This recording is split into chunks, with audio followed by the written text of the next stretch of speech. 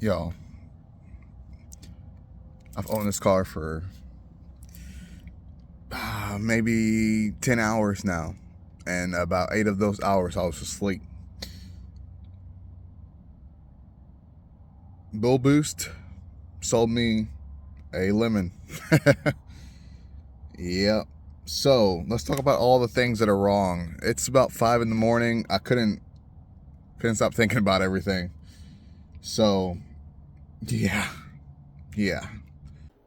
All right, y'all. You saw the car get unloaded. From where it was unloaded to the point where I got my car to the driveway, I noticed that the speedometer doesn't work and the tachometer doesn't work, and the mileage or the kilometer gauge or the little digital display does not work either. These were not issues disclosed by the seller. In fact, they specifically, it looked like in all the videos they took and all the pictures they took, they specifically tried to make it to where at the angle that they took these pictures or videos that you couldn't see those issues. So that's a little shady to me. The car, as soon as I brought it into the driveway, I was checking it out, has a couple dings on there. I'm not too worried about those. Then my kids wanted to take it for a drive, so we pulled it out of the driveway, went down the subdivision, which that's probably like a quarter mile or so of a drive that I did. Probably took like 2 minutes. And went down the subdivision, came up the subdivision, parked it again. We got out of the car. I start walking away from the car. And I look, you do the look back, right? It's your car now. You look back at it and you're like, nice. Well, I look back at it and I see a huge leak underneath the car. Immediately, I was like, hopefully it's not leaking oil, because that's like the worst thing that could possibly happen right now. Because now I have to sit out here and clean up oil for several minutes, and because it was a huge spill, and you guys are gonna see the video. So I get back in the car, I pull it back out using my foot, put it in neutral, take the e-brake off. Using my foot, I pull it back out, and you can see the spill of coolant that is underneath the car. And the crazy thing about this is there was no spills anywhere else. Not where the guy unloaded the car, not where I put it the first time before I drove it out. It only happened after I drove it. So immediately I thought, the pressure, the heat, and everything from driving it just this 2-3 minutes or something like that could have caused whatever was happening to happen, right? So I thought initially that the driver, the transport driver, that he ran over something maybe, or I don't know, the hose came apart and all that. But then I was thinking to myself, and I even talked to the guy. I asked him to come back. I said, hey, man, you see this? And he said, yeah, dude, that's crazy. He said, it wasn't me. I didn't hit anything. And I was like, he could have easily lied. But after thinking about it, I was like, wait, why would it only happen after I drove the car? So I started looking for where it's spilling from the morning after, because, I couldn't really, it was already dark by that time, so I couldn't really see much. So the morning after, I start looking for spills. I start looking for the leak, and I found it at the top of the reservoir in the overflow gasket. So that could be two things. The car needs an engine rebuild already, or it was overfilled. At this point, now, mind you that the seller lives 3 or 4 hours behind on time zone. So when I found this out, it was like 7 p.m. Eastern time. So probably, 4, maybe 3 p.m. I don't really know if they're 3 or 4 hours behind in their time. And it was Sunday. So I was like, maybe they're spending time with their family, whatever. And never got back to me. So by the time I woke up the next morning, I still had no messages from the guy. And I'm like, what the heck? Because whenever he was selling me the car, whenever he was trying to sell me the car, he was talking to me like nonstop every day, weekends included, because I didn't pay for the car till Monday. So from like, I think it was like a Thursday or something like that, he was just nonstop, sending me videos, sending me pictures, sending me messages, blah, blah, blah. And then now I need him and he's not responding to me. So the funny thing about all this is I get in the car the next day and I drive it a little bit more, try to get, a better feel of what the car is. Because at this point, the only problem to me was that it leaked coolant and that the speedometer and that tachometer doesn't work. So the tach and the speedo don't work, and the display for the mileage doesn't work. Those are issues because I need those to register the car, because I have to register with the correct mileage and everything. But I can easily go without that and go like drive somewhere to get that situation fixed, because there's actually a shop here probably an hour away. So I can take the car there, use my phone as a speedo, and just take the car there, call it a day, let them fix it, then get the car some other day. I can do that. The problem is that when I was driving it the next morning, the car kept bogging down, and I said, surely it's not me. I know how to drive stick shift, right? And my cousin lives about an hour away, so he came over the next day, and he was like, hey man, let's check out what's going on. So that was Monday. So I got the car Sunday. Everybody knew I was getting the car. So I got the car Sunday. He was coming over to check it out and everything like that, because I already told him there were some issues with the coolant thing. And he was like, oh man, I want to see the car, and let's go figure out what's going on. So I start driving, and I'm like, oh dang, this is more than just the coolant, and it's more than just the speed on the tach. The car, you can't drive it. You get into first gear, you're driving it, you get about 3,000, 4,000 RPMs, and then goes, just stutters really bad, bogs down really bad. And then after it warms up a little bit, it doesn't happen as much in first gear. Then you do it again, and you drive around a little bit, second gear, bogs down, boom, boom, boom. Never were we able to get it past third gear without it bogging down. And obviously that has to do maybe with like the timing, maybe the issue is time sensitive. So maybe we were shifting a lot quicker, and therefore we were able to essentially not have those issues appear in first and second gear. But I'm not sure exactly what it is. So we called that same mechanic that's about an hour away that works on rotaries. And he told me, get a fuel pressure test going. So we went to AutoZone, rented a fuel pressure gauge, hooked it up, drove around with the car hooked up. So we had the fuel pressure hanging out the back of the hood, right in front of the windshield, and he had it out to the side so he could see it, and we were recording it so we could send it to the mechanic. And sure enough, it was about 41 PSI or something like that at idle, and then when we started driving it, it dropped down to like 20, 15 PSI, and that obviously means that the fuel pump's going bad, because where you connect the fuel pressure gauge, it's before it gets to the engine, so therefore that's the fuel coming straight from the fuel pump. And therefore, every time we saw it drop real low, the car would bog down. So it all made sense.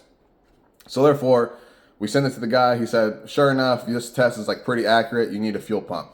And he was like, to replace the fuel pump, to replace the fuel filter, blah, blah, blah. This is how much it's going to be. I send it to the seller, because at this point, the seller had texted me, because it was probably like 1 o'clock in the afternoon or 12 o'clock in the afternoon or something like that at this point. So he had finally got back to me and said, hey, we don't know what's going on.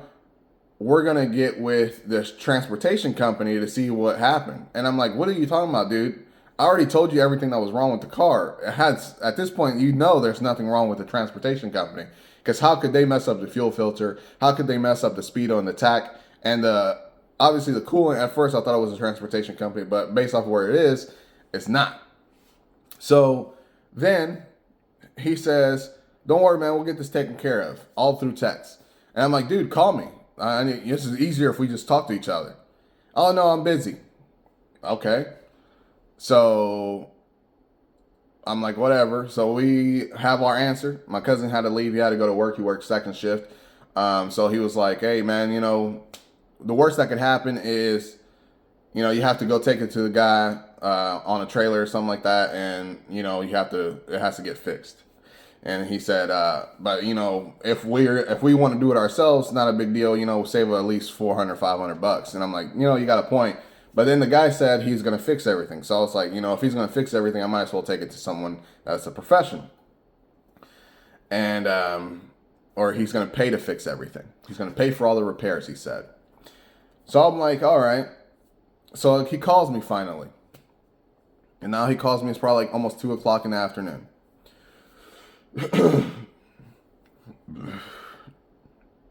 He says, so can you explain the problems again? So I explained it to him again. He goes, that's crazy. Our mechanic didn't realize any of these things whenever the car was here. And I said, well, let me stop you right there. Because the speedo and the tach, you guys knew that was a problem. Because when you sent me the video of the speedometer, when you sent me the video of the car turning on, you had to go into the car to turn it on, and then you backed up real quick at an angle where you could not see the speedo and the tach. And every picture that you took of the car was at an angle where you could hardly see the speedo and the tach. Now, obviously, at this point, this is mainly my fault, right? This is mainly my fault because I didn't do my due diligence. I could have flown out there and seen the car. I don't have time for all that. I could have asked for better pictures, better videos. That's on me. I could have even asked somebody that lives in, like, just Google somebody, the mechanic for somewhere out there and say, hey, can you go inspect this car? I could have done all this. I didn't. That's on me. But the reason I didn't, partial reason I didn't, is because the car was sold as mint condition, and it was also sold saying that it was already inspected by the Japanese inspector and also here when it got in the States. So I was like, it's already been inspected twice. It got inspected by the person in Japan before it got exported, and it got inspected here when it arrived. So it should be good. So that was on me. And mint condition tells you that there's hardly anything wrong with the car. In terms of cosmetics, because mint usually means the car runs and drives perfectly. This just has some cosmetic issues, and therefore, I just I took my shot and I took my chances and I said, yeah, let's do it, right? But at this point now, I'm hesitant. Now I'm a little. I feel scammed, right? I feel scammed because we're already $1,000 down just on the fuel pump and the work that requires the fuel pump to be fixed. So we're already $1,000 down on that. And if he's going to fix it, great. If not, I'll just buy the parts and I'll try it out myself. Because at this point, the car, I need a car. I need to drive a car. I don't have a car right now. I haven't had a car for 3 weeks going on. 3 weeks, I think. Yeah, 3 weeks now. So with me and my wife, I just say, hey, I got to go somewhere. I take her car. And usually I don't have to go far. Usually it's just something in town or whatever, and she's just fine with it. But I don't want to have to leave her at home with no car if it's something urgent where I have to go out for, drive an hour away and stay out there for a whole day or something like that. So there you go.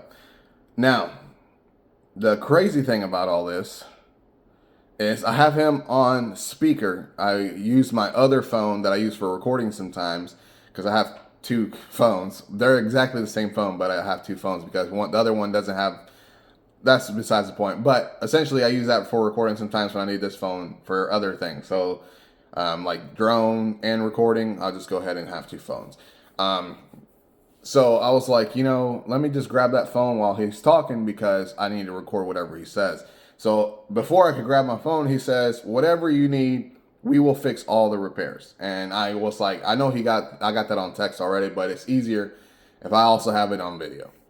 No, of course. I'm here. I'm gonna be here along the way. So, okay, all right. So I got a question, man. Whenever you were trying to sell me the car, you were available every day. Yeah, but no, I personally took I took some time off. Okay. But yeah, I'm gonna be available now. Okay, so I'll get in touch with my mechanic. You get in touch with your mechanic, and if whatever needs to be done, you guys will take care of it. Yeah. All right. We'll work on it for sure. All right. Appreciate it. Thank you. Okay. Thank you, bye.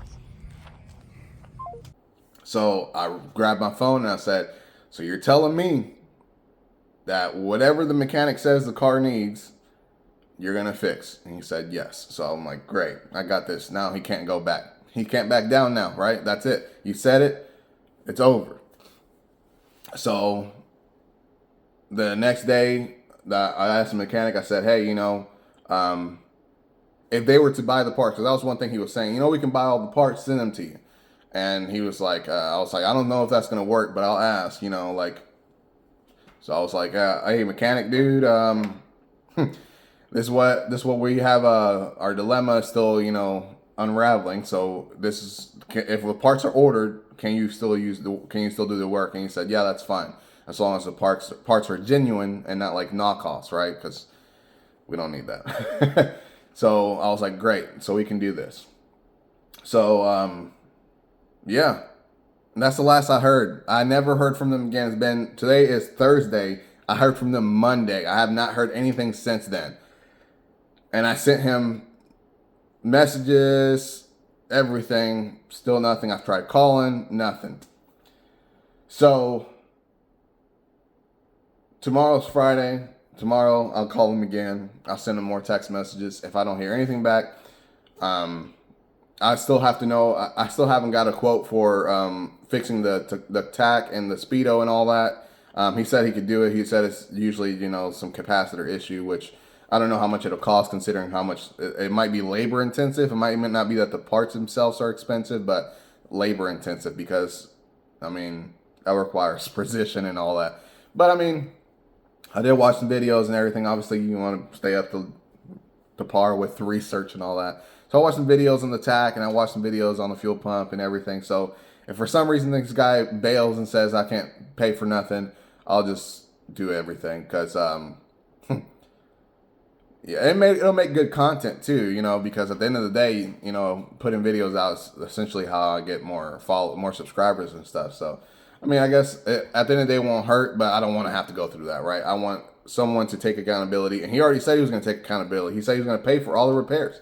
So I should not have to be chasing anybody down for them to pay for the repairs. The only good thing that would come out of this is I did a partial payment through PayPal. I don't want to do this to anybody because I've had people do this to me in the past, selling reptiles and everything, and I've had people do this to other people that sell reptiles and other people that do anything. It's chargebacks. Now, obviously, I don't want to have to do a chargeback. I'd rather this guy just say, yes, here's the money, have fun, fix your car. But because of this non-communication, and I hate non-communication. I hate people that say, yeah, man, whatever you need, and then they just fall off the face of the earth. So this is essentially what happened. And therefore, if for some reason I don't hear back from him, and the guy already said next week is the one who'll have space for me at the shop. So if by next week I don't hear from him, I'm just gonna pay for the stuff because it needs to be done, and then I'm just gonna do a chargeback because at this point that's the only option. If I'm not getting any response from him, if I'm not getting any updates or anything saying, hey, just give me a minute, I'll get back to you. Something like that. It's not that hard, people.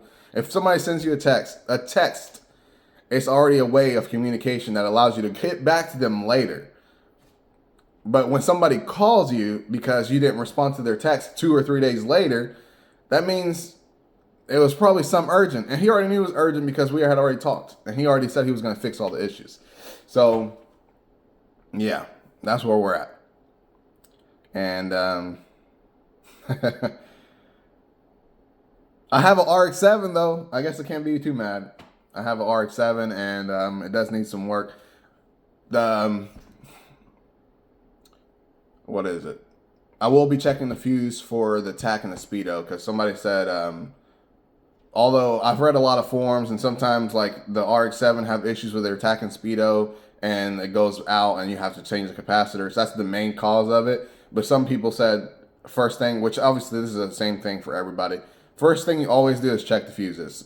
Fuel pump, if it was not working altogether, I check the fuse. But obviously it is working. It just works really bad. So that definitely is a fuel pump. And then I'll check the fuse for the tach. But it hasn't leaked coolant since. And also on the phone when I was talking to him Monday, he said that they did fill the coolant.